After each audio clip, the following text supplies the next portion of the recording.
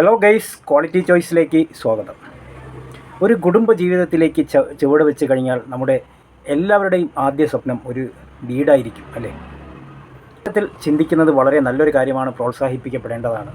അപ്പോൾ പലരും ഒരു ആവശ്യമായ ഫണ്ട് കണ്ടെത്താതെ തന്നെ ചാടിപ്പുറപ്പെട്ട് വീട് വയ്ക്കാറുണ്ട്. എന്നാൽ അത് പകുതിയോളം എത്തുമ്പോഴത്തേക്കും ഫണ്ട് തികയാത്തതിൻ്റെ പേരിൽ വീട് പൂർത്തിയാവുകയുമില്ല, മുടക്കിയ പൈസ അങ്ങനെ ഡെഡായിരിക്കുകയും ചെയ്യും. പലരുടെയും ഈ ഒരു അനുഭവം നേരിട്ട് അറിയാനും കേൾക്കാനും സാധിച്ചതിൻ്റെ ഒരു അനുഭവത്തിൻ്റെ വെളിച്ചത്തിൽ നിന്നുകൊണ്ടാണ് ഞാനിത് നിങ്ങളോട് സംസാരിക്കുന്നത്. നമ്മൾ ഒരു വീട് പ്ലാനിങ് ഇല്ലാതെയാണ് തുടങ്ങുന്നതെങ്കിൽ നമ്മുടെ കയ്യിൽ നിൽക്കാത്ത അവസ്ഥയിലേക്ക് ബഡ്ജറ്റ് പോകുന്നതായിരിക്കും പിന്നെ സംഭവിക്കുന്നത്. അതിന് കാരണം മറ്റൊന്നുമല്ല, നമുക്ക് ഈ കൺസ്ട്രക്ഷൻ ഫീൽഡിൽ, അതായത് അവസാനഘട്ട വർക്കുകളെന്ന് പറയുമ്പോൾ വളരെയധികം ഡിഫറൻസ് ആയിട്ടുള്ള റേറ്റുകളാണ് പലരും അറിയാതെ ചെന്ന് ചാടുന്നതായിരിക്കാം. അല്ലെങ്കിൽ അതിൻ്റെ ഒരു ആഡംബരവും മറ്റൊക്കെ കണ്ടിട്ട് അതിനോട് ഇഷ്ടം കൊണ്ട് ചിലർ അതിലേക്ക് ആകർഷിക്കപ്പെടാം. അങ്ങനെയൊക്കെ പോകുമ്പോൾ നമ്മുടെ കയ്യിലിരിക്കുന്ന ഫണ്ട് പല വഴിക്കായിട്ട് പോകുന്നത് നമ്മൾ പോലും അറിയില്ല. അവസാനം വീട് പൂർത്തിയാക്കാൻ പറ്റാത്ത ഒരവസ്ഥയിലേക്ക് എത്തിച്ചേരും. ഇത്തരം സന്ദർഭത്തിൽ നമ്മൾ കുറച്ച് കൺസ്ട്രക്ഷൻ ഫീൽഡിനെ കുറിച്ച് സ്വന്തമായിട്ട് നമുക്ക് തന്നെ അറിവുണ്ടായിരുന്നാൽ, ഒരുപക്ഷെ നമ്മൾ വീട് മൊത്തം കോൺട്രാക്ടേഴ്സിനൊക്കെ കൊടുത്തിരുന്നാൽ പോലും നമുക്കതിൽ വലിയ കാര്യമായ അറിവില്ല എന്നുണ്ടെങ്കിൽ ഒരുപക്ഷെ നമ്മൾ പെട്ടുപോകാം. അപ്പോൾ ഇത്തരം സന്ദർഭത്തിൽ നമുക്ക് കുറച്ച് ഇതുമായിട്ട് ബന്ധപ്പെട്ട ഒരു അറിവുണ്ടായിരുന്നാൽ തീർച്ചയായിട്ടും നമുക്ക് കൺട്രോൾ ചെയ്യാൻ സാധിക്കും. മീഡിയം റേഞ്ചിലുള്ള സാധനങ്ങൾ തിരഞ്ഞെടുക്കുന്നതായിരിക്കും നല്ലത്. അതേസമയം വീടിൻ്റെ കെട്ടുറപ്പിനെ ബാധിക്കാത്ത രീതിയിൽ ആവുകയും വേണം. ചേഞ്ച് ചെയ്യാൻ സാധിക്കുന്ന ചില സാധനങ്ങൾ കുറച്ച് റേറ്റ് കുറഞ്ഞതായാലും പ്രശ്നമില്ല. എങ്ങനെ ഇരുന്നാലും നമുക്ക് വീട് പൂർത്തിയാക്കി കഴിഞ്ഞാൽ വളരെയധികം സന്തോഷകരമായിരിക്കും, ലാഭകരവുമായിരിക്കും. തീർച്ചയായിട്ടും നിങ്ങൾ സ്കിപ്പ് ചെയ്യാതെ വീഡിയോ കാണുക, പിന്നെ ലൈക്ക് ചെയ്യാനും ഷെയർ ചെയ്യാനും മറക്കല്ലേ. അപ്പോൾ വീഡിയോയിലേക്ക് കിടക്കാം. വീട് വയ്ക്കുമ്പോൾ ഗുണനിലവാരത്തിൻ്റെ കാര്യത്തിൽ ഒഴിവാക്കാൻ പറ്റാത്ത 5 കാര്യങ്ങളും ഒഴിവാക്കാവുന്ന 10 കാര്യങ്ങളുമാണ് ഇന്നത്തെ വീഡിയോയിലൂടെ പറയുവാൻ ഉദ്ദേശിക്കുന്നത്. ഒഴിവാക്കാൻ പറ്റാത്ത 5 കാര്യങ്ങളാണ് ആദ്യം പറയുന്നത്. വീടിൻ്റെ ബേസ്മെൻറ്റായ ഫില്ലറുകളിൽ ഒരു വിട്ടുവീഴ്ചയും പാടില്ല. നല്ല ക്വാളിറ്റിയും തിക്നെസ്സുമുള്ള കമ്പികൾ ഉപയോഗിക്കുക. മെറ്റീരിയൽസ് നല്ലത് തന്നെ തിരഞ്ഞെടുക്കുക.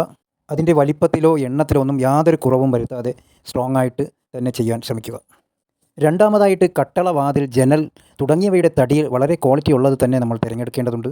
ഭാവിയിൽ കട്ടള വളയുകയോ പൊട്ടുകയോ മറ്റോ ചെയ്താൽ വലിയ ബുദ്ധിമുട്ടുകൾ ഉണ്ടാകാൻ സാധ്യതയുള്ളതിനാൽ നല്ല ഉറപ്പും ക്വാളിറ്റിയുമുള്ള തടിയിലുള്ളത് തിരഞ്ഞെടുക്കുക.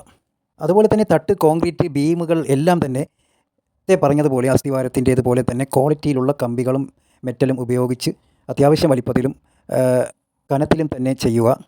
നല്ല ലോങ് ലൈഫുള്ള കമ്പികൾ തന്നെ തിരഞ്ഞെടുക്കാൻ ശ്രമിക്കണം.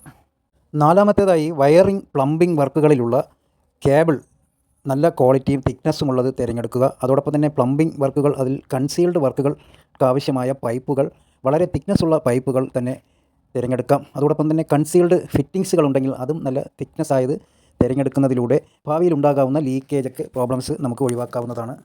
അഞ്ചാമതായി ഇലക്ട്രിക്കൽ വർക്കിലെ ELCB, ഐസൊലേറ്റർ, സ്വിച്ച് ബോർഡ് തുടങ്ങിയവ നല്ല ക്വാളിറ്റിയിലുള്ളത് തന്നെ തിരഞ്ഞെടുക്കുക. ISI മാർക്കോട് കൂടിയ ക്വാളിറ്റിയും നിലവാരവും ഉറപ്പുള്ളത് മാത്രം ഇക്കാര്യത്തിൽ തിരഞ്ഞെടുക്കാവുന്നതാണ്.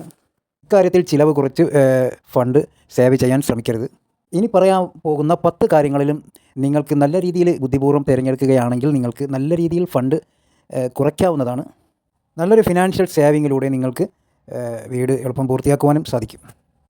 ഒന്നാമത്തേത് അനാവശ്യമായ ഡിസൈനുകൾ ഒഴിവാക്കുന്നതിലൂടെ തള്ളലുകൾ, അനാവശ്യ ബാൽക്കണികൾ, കൈവരികൾ തുടങ്ങിയവയൊക്കെ ഒഴിവാക്കി സ്ക്വയർ ഫീറ്റ് ലാഭിക്കാവുന്നതാണ്.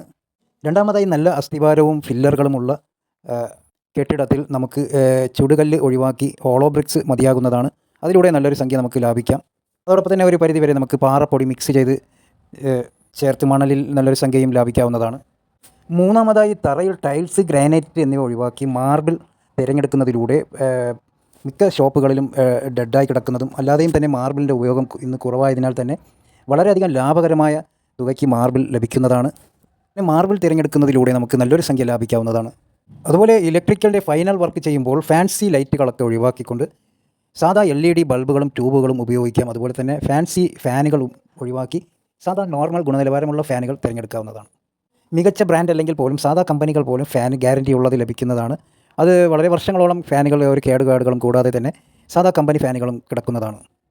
അതുപോലെ ജനാലകളിലുള്ള ഗ്ലാസുകൾ വളരെയധികം അട്രാക്ഷൻ കൂടിയതും തിക്നെസ്സും മോഡലുകളും കൂടിയതിൻ്റെയും ആവശ്യമില്ല. സാധാ നോർമൽ ഗ്ലാസുകൾ പുറത്തു നിന്ന് നോക്കിയാൽ അകത്ത് കാണാത്ത വിധമുള്ള വില കുറഞ്ഞ ഗ്ലാസുകൾ ലഭ്യമാണ്. ഇത് തിരഞ്ഞെടുക്കുന്നതിലൂടെ നമുക്ക് നല്ലൊരു സംഖ്യ കുറയ്ക്കാൻ സാധിക്കും. സ്റ്റെയർകേസിൻ്റെ കൈവരി, ബാൽക്കണി, ഷെൽഫ് തുടങ്ങിയവയുടെ ഒക്കെ ഫർണിച്ചറുകൾ നമുക്ക് തടി ഒഴിവാക്കി അലുമിനിയം ഫാബ്രിക്കേഷനിൽ നല്ല രീതിയിൽ ചെയ്തെടുക്കാവുന്നതാണ്. അതിലൂടെ നല്ലൊരു സംഖ്യ നമുക്ക് കുറഞ്ഞു കിട്ടും. ബാത്റൂം സെറ്റ് ചെയ്യുമ്പോൾ മികച്ച ബ്രാൻഡുകളിലുള്ളതിൻ്റെ പുറകെ പോകാതെ ഇന്ന് നോർമൽ കമ്പനിയിലുള്ള ഗ്യാരൻറ്റിയോട് കൂടിയ CP ടാപ്പുകൾ അതുപോലെ തന്നെ ക്ലോസറ്റ് ലഭ്യമാണ്. അതിലും കുറഞ്ഞ രീതിയിൽ നമുക്ക് ബജറ്റ് തികയുന്നില്ല എന്നുണ്ടെങ്കിൽ PVC അക്രിലിക് ഐറ്റംസ് തിരഞ്ഞെടുത്ത് വലിയൊരു സംഖ്യ നമുക്ക് ഇതിൽ ഈ ബാത്റൂം ഫിറ്റിങ്സിൽ തന്നെ കുറയ്ക്കാൻ സാധിക്കും. അതുപോലെ തന്നെ വീട്ടിലെ മറ്റു ഫർണിച്ചറുകൾ, ടേബിൾ, ചെയർ ഇവയെല്ലാം തന്നെ നമുക്ക് തടി ഒഴിവാക്കി സ്റ്റീലിൽ മികച്ച മോഡലുകളിലും വളരെ വിലക്കുറവിലുമൊക്കെ ഇന്ന് ലഭ്യമാണ്. അതിലൂടെ പരമാവധി സംഖ്യ നമുക്ക് ലാഭിക്കാം. അവസാനം ചെയ്യുന്ന വർക്കായ ചുറ്റുമതിൽ വളരെ ഉയരത്തിൽ കെട്ടേണ്ട ആവശ്യമില്ല. ഉയരം കുറച്ച് കെട്ടുന്നതോടൊപ്പം തന്നെ ഗാറ്റും നമുക്ക് വളരെ തിക്നെസ്സൊക്കെ കുറഞ്ഞ രീതിയിൽ അത്യാവശ്യം അകത്തേക്ക് ആരും കടക്കാത്ത രീതിയിൽ ചെറിയ പൈസയ്ക്ക് നമുക്ക് ഗാറ്റും ചെയ്തെടുക്കാവുന്നതാണ്. അവസാനമായിട്ട് നല്ലൊരു സംഖ്യ ചിലവാകുന്ന പെയിൻറ്റിങ് വർക്കിൽ നമ്മൾ എപ്പോഴും ശ്രദ്ധിക്കേണ്ടത് വളരെ ഡാർക്കായിട്ടുള്ള കളറുകൾ സെലക്ട് ചെയ്യാതെ ലൈറ്റ് കളർ അല്ലെങ്കിൽ പരമാവധി വെള്ളയിൽ നിർത്തിയാൽ വളരെയധികം സംഖ്യ നമുക്ക് ലാഭിക്കാൻ സാധിക്കും. കളറിങ് മിക്സിങ്ങിൻ്റെ ചാർജുകൾ ഇതിലൂടെ ധാരാളം കുറഞ്ഞ് കിട്ടാൻ സാധ്യത ഉണ്ട്. വെള്ള കളർ തിരഞ്ഞെടുക്കുകയാണെങ്കിൽ വളരെയധികം കുറഞ്ഞ ചിലവിൽ നമുക്ക് പെയിൻറ്റിങ് വർക്ക് അവസാനിപ്പിക്കാവുന്നതാണ്. ഇങ്ങനെ ഈ 10 കാര്യങ്ങളും ശ്രദ്ധിക്കുന്നതിലൂടെ വളരെയധികം ഫിനാൻസ് നമ്മുടെ കൺട്രോളിൽ വരുത്തി നമുക്ക് വീട് പൂർത്തിയാക്കി എളുപ്പം തന്നെ വീട്ടിൽ കയറുവാൻ സാധിക്കട്ടെ എന്ന് ആശംസിച്ചുകൊണ്ട് വീഡിയോ വൈൻഡപ്പ് ചെയ്യുന്നു.